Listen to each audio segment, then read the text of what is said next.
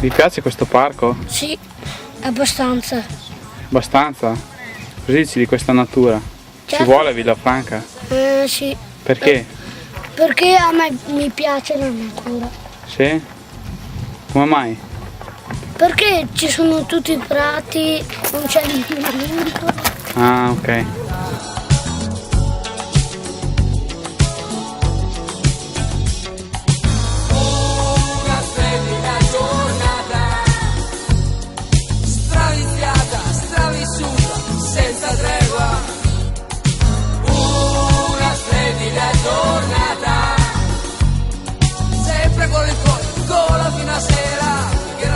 Arriverà.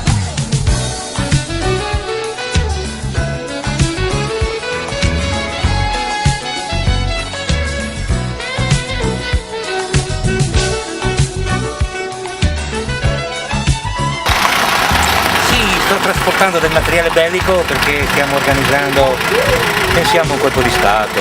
Speriamo che arrivino con volontà di combattere. Benvenuti al parco!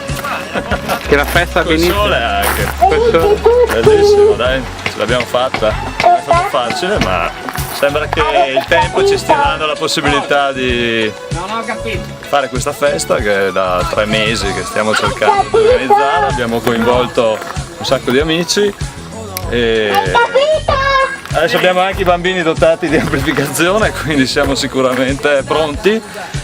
Stiamo preparando i giochi, stiamo verificando le piante che abbiamo piantato, le panchine sono già ben fissate perché è un mese che le abbiamo cementate e quindi rese a disposizione del parco. Abbiamo già saputo che ci sono degli anziani e delle famiglie che stanno frequentando il parco e si stanno sedendo alle panchine, quindi veramente una soddisfazione dal punto di vista operativo. Siamo qui proprio per dire ai cittadini: riprendiamoci uno spazio che abbiamo pagato parecchio, 650.000 euro, e mi sembra giusto che questi soldi siano una risorsa per tutti i cittadini e questa festa vuole proprio dare questo segnale. Abbiamo già ringraziato, lo rifacciamo, ringraziamo l'amministrazione comunale che ci ha ascoltato per quanto riguarda l'attivazione dell'impianto di irrigazione e lo sfalcio dell'erba, che ricordiamo che era di 2 metri in queste aiuole. E noi abbiamo ancora dato una mano con Giuseppe ad altri, Elia e tutti coloro che si sono prestati per sistemare ulteriormente gli spazi.